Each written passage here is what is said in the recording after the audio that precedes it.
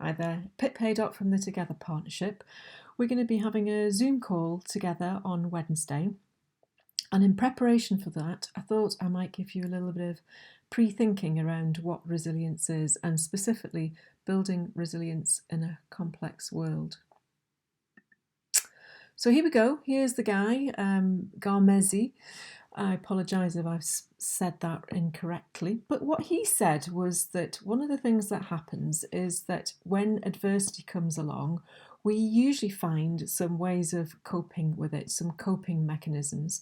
And then, as a result of those coping mechanisms and dealing with the adversity, even though we might not think that we can cope with it, actually, when we come through the end of it and assuming it goes well, and it might go in a different way even to the way that we thought it was going to go, but actually we come out of that process.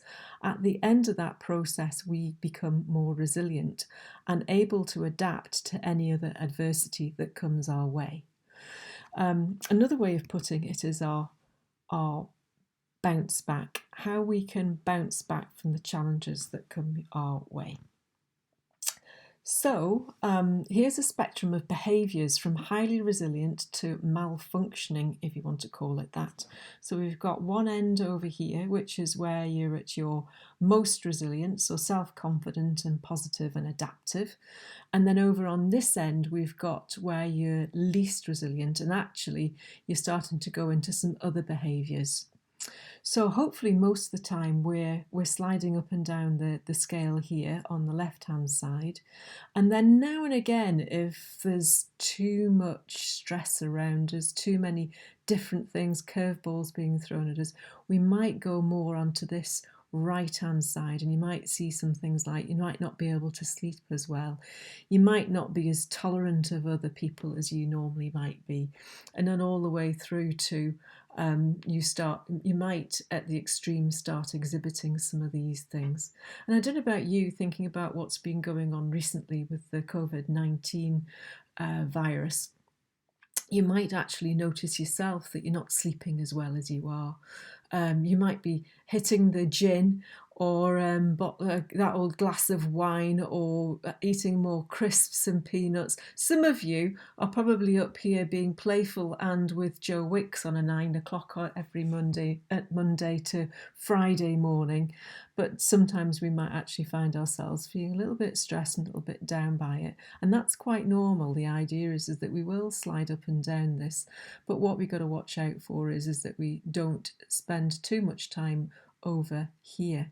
And what we do is we find different ways of coping and different coping mechanisms, and all of us will handle things in different ways, and some of it's about how we see the world.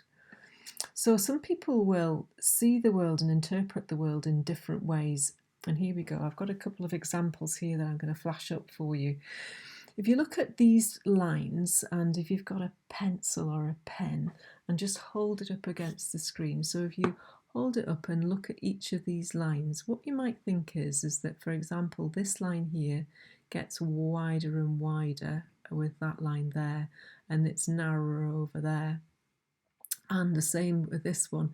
You might see this one as being narrower here and getting wider. Well, actually, if you put your pencil, your pen up against it, the lines are exactly parallel with each other. And the only thing that makes them different, make them look different, is the fact that these black and white boxes are slightly askew with each other, which gives our eyes, the messages that we see within our eyes is not true to what actually the big picture is going on there. So one of the ways I think about this is when the COVID virus, the lockdown came along, and suddenly our business started to slow down. You know, clients were saying that we couldn't run our workshops, or we would have to postpone or even cancel some things. At first, the way I was starting to see things was it was actually my fault. Oh gosh, is there something that I've done here? But actually, when I started looking around and realising it's not just me, it's the whole world that's going through this, and some businesses are more affected than others. Here's another example here on your screen. It might look like at the moment that the those spirals are actually moving. Well, I haven't got any graphics going on here. The only thing that's there is spirals that are of different colours. So there's red, pink, and purple in there. And for this is a trick that that those colours and the shape plays on our eyes, and the messages received by our optic nerve that send messages to the brain. So that is actually a static picture, but at the moment it looks like it's moving. So sometimes what we see isn't true. So what I'm going to do is take you through a little exercise where we look at, well, how can you build resilience? So there are lots of different ways of building resilience, but one of the ways that you can build resilience is by looking back at the past and reflecting upon what strengths you've had and what learnings you've had during times of adversity. So if, in effect, putting yourself onto the left-hand side of the model that I showed you around adversity, and then starting to reflect on what kind of things, what kind of process did I put in place in order to come out of the other side and be the resilient person that you are today. And it might actually help you with what's going on around you right now. And it's called the Lifeline exercise. So I'll see you on the video in a second. So, hi, Pip Haydock. I was on the webinar, the slides that you were just listening to there and that you were seeing. And I finished off by saying that you can build resilience through a Lifelines exercise, so I thought I'd take you through it right now. So welcome to my living room. I was going to do this in my kitchen, but talking about adaptability, that's been commandeered by my youngest daughter, the dog, and my husband. So here we are in my living room, and hopefully there'll be no deliveries or no dog barking or anything like that. We'll just have to work through it. So the Lifeline exercise. What I'd like you to do is to get yourself a piece of paper and some pens, some coloured pens if you can find them, and is to draw this. So at the top of your page, draw effectively a graph with arrows there and write on it highs and lows. And this is going to represent what were the highs and the lows in your life. Maybe mark a midpoint in there. The idea being thinking about what were the points at which things were going well, you were performing well, things felt good, and what were the points at which things didn't feel easy or felt tricky. So that's that continuum. Along here, what this represents is time. So and it could be a year, it could be a month, it could be 10 years or 20 years. It depends upon you as to where you would like to start. Sometimes when people do this, they do it from kind of 0 to 3, all the way up to where they are now. Or it can be the past year. So what I'd like you to think about is then thinking about a situation or thinking about that timeline. Start thinking about, well, where were the highs and lows? What kind of things were going on? Where were the things that you were achieving? Maybe things felt good, or something happened and knocked you, I suppose, knocked you off your stride a little bit, or where things were kind of up and down. It could be that actually everything was all right, just plateauing along there, but actually felt good. And there could be times when you thought, oh no, that's going on, or oh great, this is happening. So whatever your time frame is, you might end up with a picture that looks like that. Looks like some sort of weird camel, I've just realised. Anyway. So once you've done that activity, think about what were you learning and what was important, and then what were your values. So here's one that I've had a go at, and of course when you start doing it, all starts looking a little bit messy. So here I chose 2004 when I first came to Scotland, and I'd left the company I was working with and I'd gone to set up in my own business, and I'd moved up here with Tom, and I had a little girl, Nisha, who was 3 at the time, and a stepdaughter, Amy, who was 5 back then. So the initial excitement was of moving to Scotland. What's it going to be?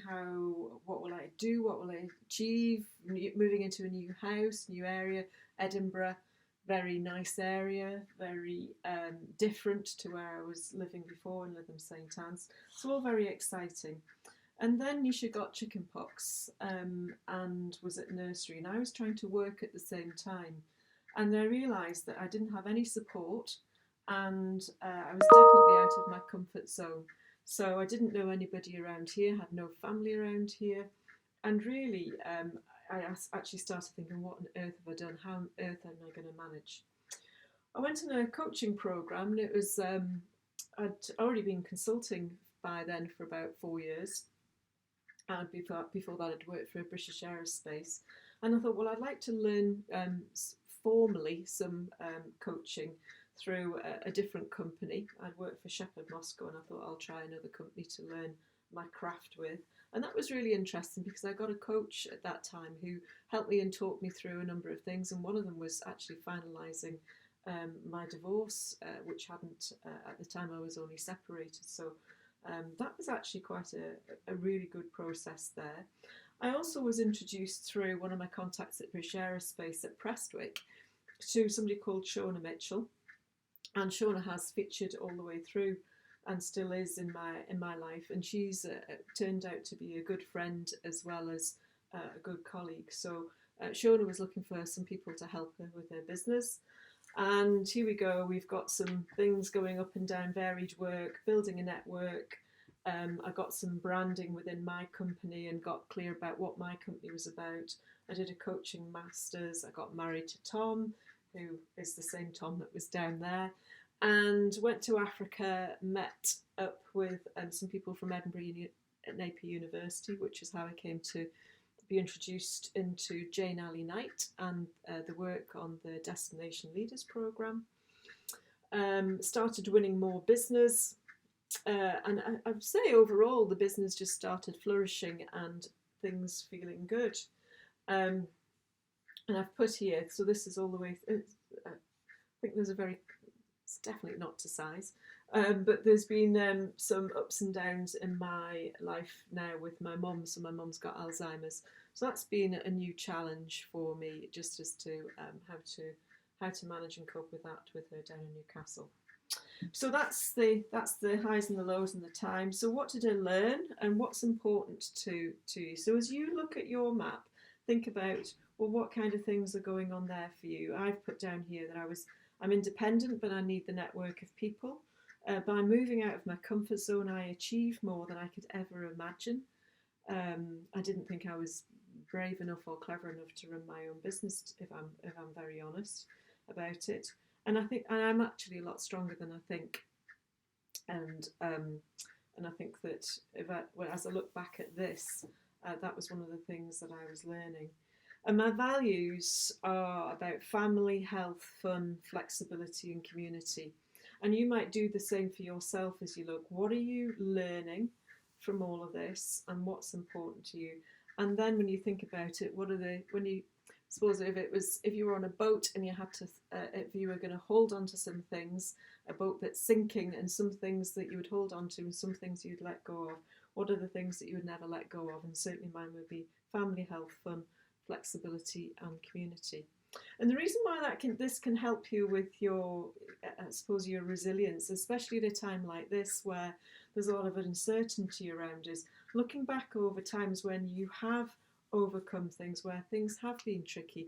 It's a reminder for you that you actually do come out of things, and it's also a reminder of you that you do have strength, and there are some things that you're stronger at. And it just goes going back to if we go back to the definition that I gave at the beginning of the webinar with the slides. One of the things about the resilience, the definition of resilience, is that at the end of it, you usually come out stronger from it. So, but at the time, it doesn't feel like it.